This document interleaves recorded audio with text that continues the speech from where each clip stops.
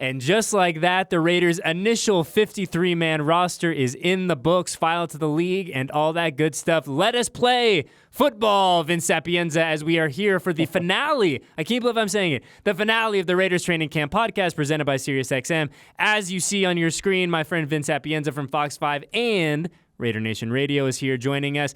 Vince, we begin here the question that we all kind of just circle around and say, any surprises? My first thought is, in a good way, no. What say you? Yeah, on the whole, I would say no surprises in terms of the Raiders, pretty cut and dry. If we're going to really kind of take a deeper dive into it, I would say Ramel Keaton making the initial 53-man roster, and I say initial because coaches across the league will tell you the 53-man roster when you start the season is never and has never in the history of the NFL been the final 53 at the end of the year. So there's going to be a lot of moving and shaking between now, tomorrow, a week from now, and as we get to the regular season. But Ramel Keaton's a guy that kind of was a bit interesting in terms of that initial 53-man roster. Christian Wilkerson kind of seemed like that number 5 receiver when you're looking at the wide receiver position group, just in terms of the run he got in Costa Mesa, the opportunities and targets he was getting in the preseason. I think Tyreik McAllister obviously shook the world up a little bit Friday night in that preseason finale against San Francisco with his ability in the kicking game, not just with the return, but his coverage as well. And obviously he showed that, the transition from running back to receiver is going smoothly with that big touchdown, go-ahead touchdown catch. So yeah, it was a little bit of a surprise to see that. And then I think if I had one other surprise, it would be the fact that the Raiders chose to go with 7 linebackers, which in today's NFL, the linebacker position almost feels like the running back position on defense. Specifically for the Raiders, they run a 2-linebacker set in their base formation. Robert Spillane, Divine Diablo are the 2 dudes right there. And so the fact that you're going to have that kind of depth, not just on defense, but when you look at the new dynamic kickoff, right, you need big athletic bodies that can run and can shed blocks. And when you look at those job descriptions, linebackers fit that to a T. So those guys in the depth part of the linebacker unit are definitely going to have a lot of reps when it comes to the special teams. So those were kind of my big 2 takeaways looking at the initial 53. Yeah, it's so funny too. It's almost like you and our friend Jesse Merrick from News 3 here in Las Vegas kind of were reading each other's mind, because I was interacting with Jesse on Twitter or X or whatever we're calling it these days, and someone had tweeted at Jesse about surprise about the linebacker number, and he brought up that and the wide receivers just as you did, and he said, look, special teams is the reason for all these big numbers, in particular for the linebackers and the wide receivers. But, I think that you bring up a great kind of a point there with the dynamic kickoff, Vince. And Tom Telesco said earlier today when he gave his kind of state of the union there, and you can catch the full thing on Raiders.com, shameless plug alert. But, he was talking about how we're not going to have a clear idea of what that really looks like and kind of the intricacies of it for a few weeks, but you have to be ready for it, right? And when you get to that, 48 to 53 on the roster, I think is the numbers he used. He goes, those people have to be contributors on special teams. There's no ifs, ands, or buts. There's no kind of negotiables there. Like, if you are one of those bottom of the roster dudes, and there's nothing wrong with being a bottom of the roster dude. Guys have made really nice NFL careers out of themselves for doing just that. You have to be able to contribute in special teams. So I'm glad you brought that up. One thing that I noted, Vince, and I wouldn't say surprised, but I would say like, okay, good, and kind of check the box a little bit. The entire rookie class makes the team. I mean, you can kind of put the asterisk next to Trey Taylor, who's on the reserve injured list, designated to return, so he'll miss at least the first 4 weeks of the regular season. But the entirety of that rookie class, the entirety of Tom Telesco's first class sitting in the big chair here in Las Vegas makes the team. And I think if nothing else, that just shows you like the evaluation in March and April it carried over to what we saw here through the summer. And I think net positive for the silver and black in that regard. Yeah, 100%. I do think that is a big feather in the cap for the college scouts, the coaching staff, the development, what they were able to do when they first got in the building, how they were able to identify them in the draft, go get them, develop them in OTAs through minicamp, and then giving them a nice body of work through Costa Mesa and in the preseason games. MJ Devonshire is a guy that I look at as, man, some big steps, right? Mm-hmm. I mean, just a lot of big steps. I mean, even when you kind of shrink it down just from preseason game 1 to preseason game 3. Preseason game 1 in Minnesota, there was some real welcome to the NFL rookie type moments. Eyes were big watching instead of playing. And then you just fast forward about 2 weeks, and he looked like a competent depth secondary man that can help this team at some point. So that again, I can't stress enough how big and how important that is for a franchise and for building a foundation. I was doing some research and I was looking at a team like the Tampa Bay Buccaneers, right? In the last 4 years, they still have 26 of their 30 draft picks in the last 4 years on their roster. 20 out of 22 offense and defense are starting at this point, all but 2 guys. And when you look at, does that mean anything other than that they keep their own guys and they draft well? They have the 7th most wins in the National Football League in the last 4 years. So when you create that base, and I bring it now back to the Raiders, when you create that base, it's called buy-in, that's called culture, that's next man up, that's depth. That's a lot of things that you're building in here that gives you longevity, and a longevity at the end of the day that results in wins. And so big hats off to the scouts, to Champ Kelly, as there was a transition of power from GMs from last year to this year. Tom Telesco credited Champ Kelly and his staff for the Tyreik McAllister pick, which I think is not a small thing to, one, shout him out, but also to take note of, like, this guy was in the Canadian Football League. For a lot of guys, when you go to the CFL, that's a swallow your pride type moment, because all those guys thought they were going to be in the NFL.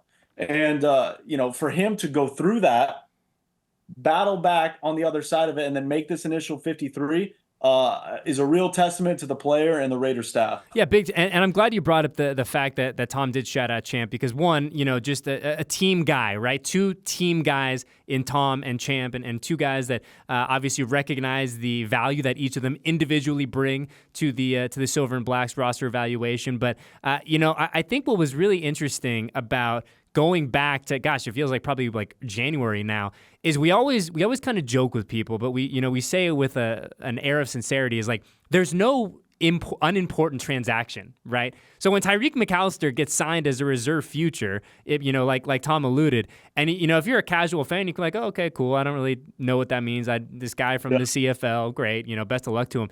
But then you fast forward to the end of August, and he makes your football team. So it just goes to show you that roster management is a 365-day-a-year job. 100%. That the teams that are really successful are the ones that leave no stone unturned and certainly go about their business in a high-level way and aren't immune to saying, let's maybe try something that's a little bit out of the box, right? Let's maybe give a guy a shot who might not have a shot elsewhere. Very Raiders, is it not, Vince?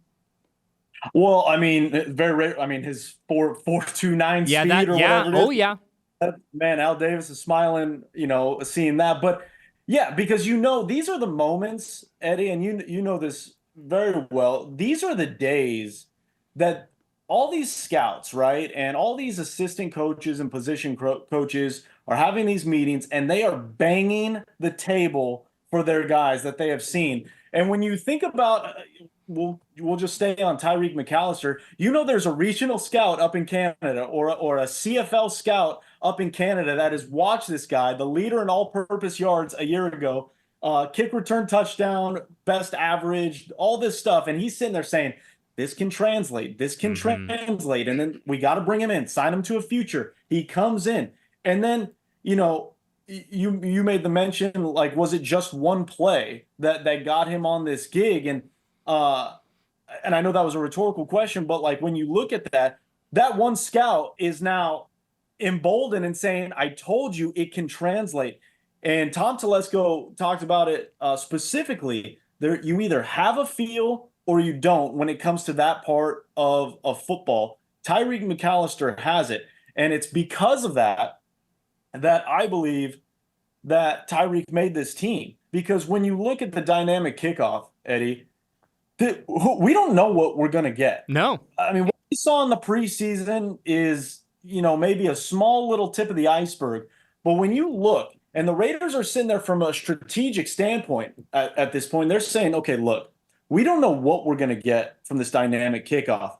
But if there's even a chance that we can take one back, it takes one return for a touchdown for Tyreik McAllister to be a mainstay on this roster, because we don't know how many we're going to get. If you look at all the experts and all the sports books, the over under for the kick return touchdowns at this point, I believe is 5.5 for the season. That's crazy. 5.5 touchdowns for the season. So if you're saying you can get one, that's all of a sudden a game-breaking play. And when you lock in his speed, how quickly he can get the ball to the 25, he makes a man miss. You're already at the plus 30. Yeah. That's already a win, according to Tom McMahon, based on, what they're looking at. So that's that's getting real into the weeds with it, but that's why his ability is different than anybody else on the roster. And when you can have that ability in a 1/3 of the phase of the team, it goes a long way. And Antonio Pierce said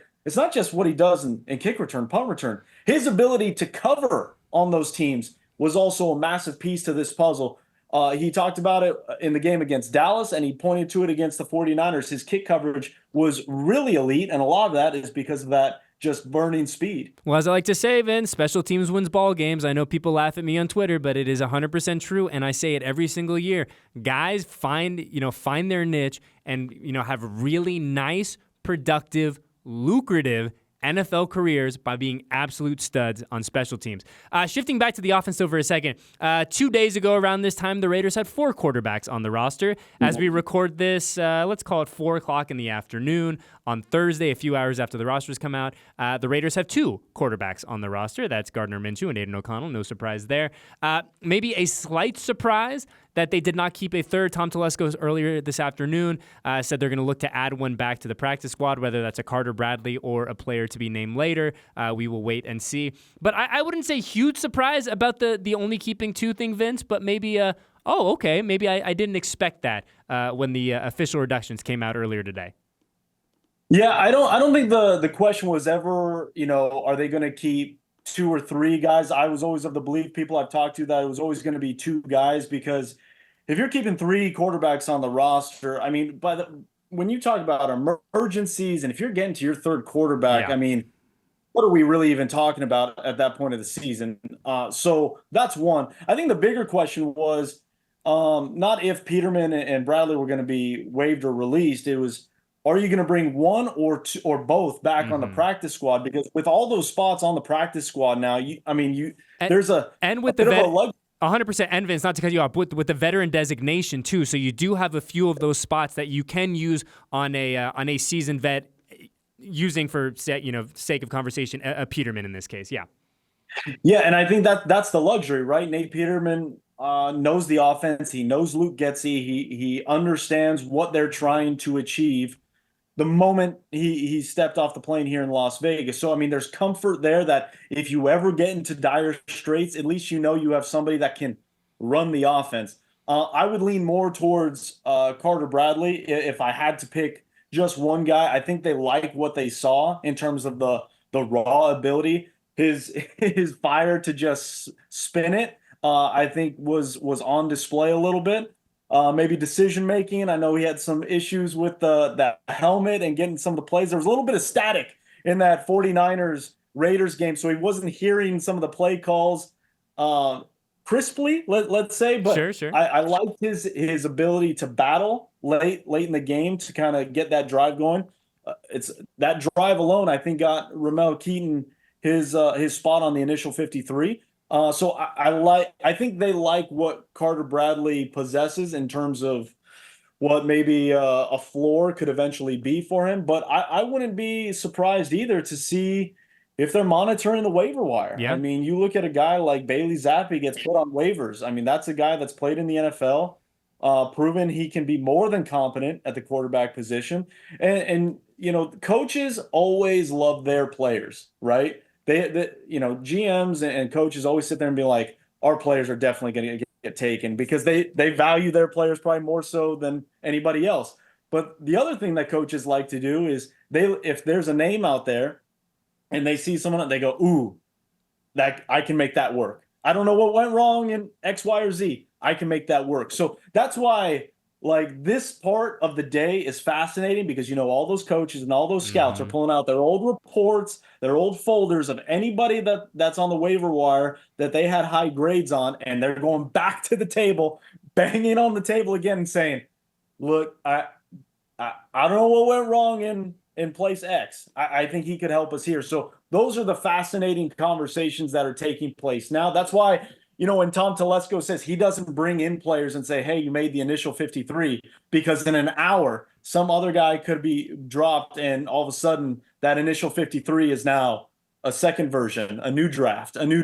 Well, I always say, the roster from now until, really all year, right? The roster is a living, breathing organism, right? It is not this thing that exists in one form and one form only. It is constantly changing, specifically those final 5, 6, 7, spots on the roster, guys getting elevated from the practice squad. And so I always encourage people just to remind them, like, hey, this is the initial 53 in big, bold letters. Initial, because like you said, it is going to change, and it is going to change a lot. One more before we get out of here, Vince. I thought it was interesting, too, when we were talking to Tom Telesco this afternoon.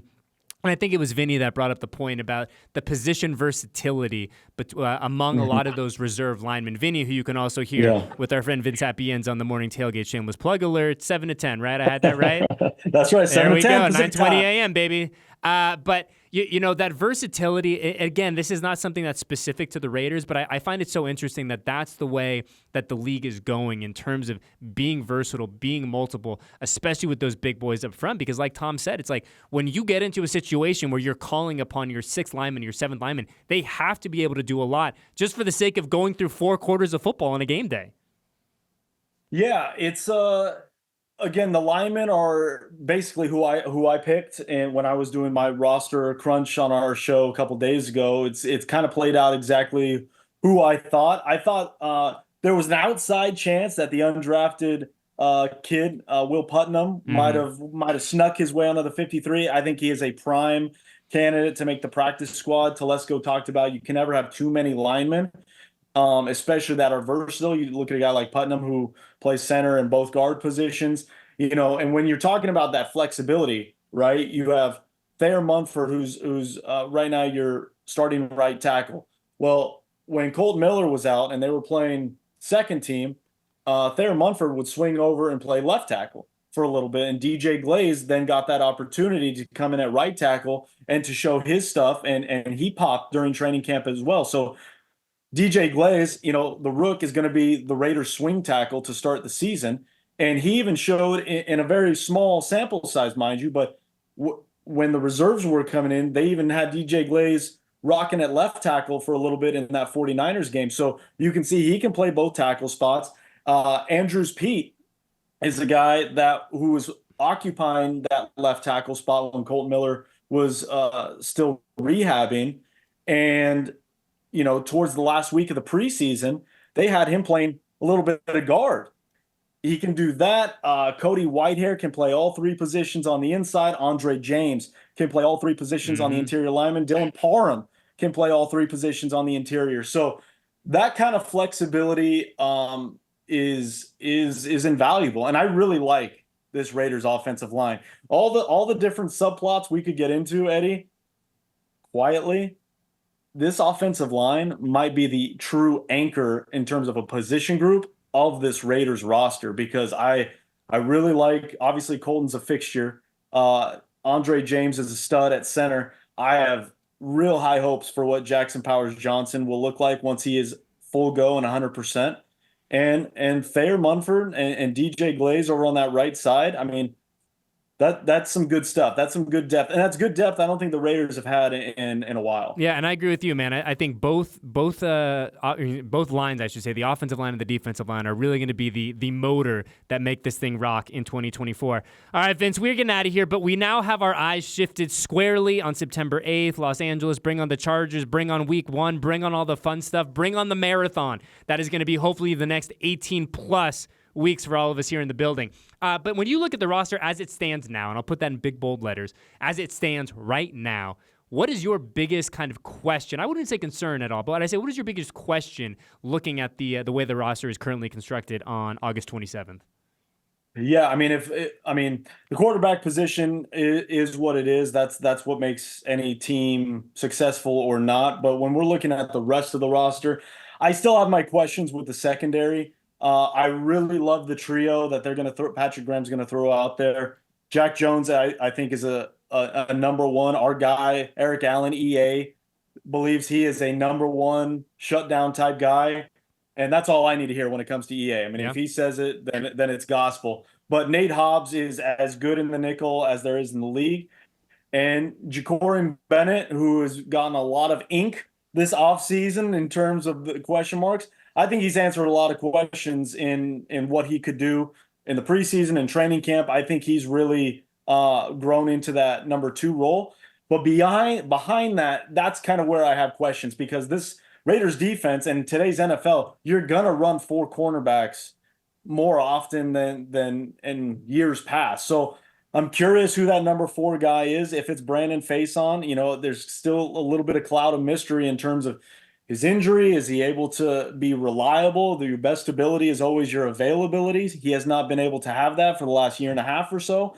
So, that's a question mark for me. I have a question mark on DeCameron Richardson. How much can you really expect out of a rookie who got a lot of reps in training camp, didn't play in the preseason finale, even though I thought he was going to just to get, more time and more reps. So I wouldn't be surprised if, when they're looking at the waiver wire and they're looking at the secondary market in DBs, because I do think the corner part of the DB room might be a little thin. And if there's an ability to bring in a proven vet that can play that 4 spot and give you, 40 to 50% type of snaps in a game, I think that's something the Raiders should look to. And I agree with you 100%, man. It's not good for the sake of debate and hot takery, but I agree with you, man. I mean, you look at this roster, and I think the depth, particularly on the back end of the defense, is something that I'll be really curious to see, how that changes. Because look, we all know it is going to change between now and week 1. That is the nature of the beast. It is going to change. It is going to evolve. But that is one thing that I will certainly have my eyes peeled on over the next, I don't know, let's call it 10 days or so. Well, Vince, we appreciate you so much. Make sure you listen to him and Vinny and our guy Clay, 7 to 10 Raider Nation Radio, and in the Raiders app. I love the app. The app is that's my favorite. And then also on Fox 5, where you and our friends from our local Fox affiliate here do an incredible job telling the story of not only the silver and black, but all of our exciting things going on here in the Valley. So for Eddie Paskal, for Vince Sapienza, for the last time of 2024. I hope you all enjoyed the show this year. We had a blast doing it, and we will see you guys. Gosh, it'll be here before we know it. Training Camp 2025. And until then, we appreciate you hanging out with us on the Raiders Training Camp podcast presented by SiriusXM.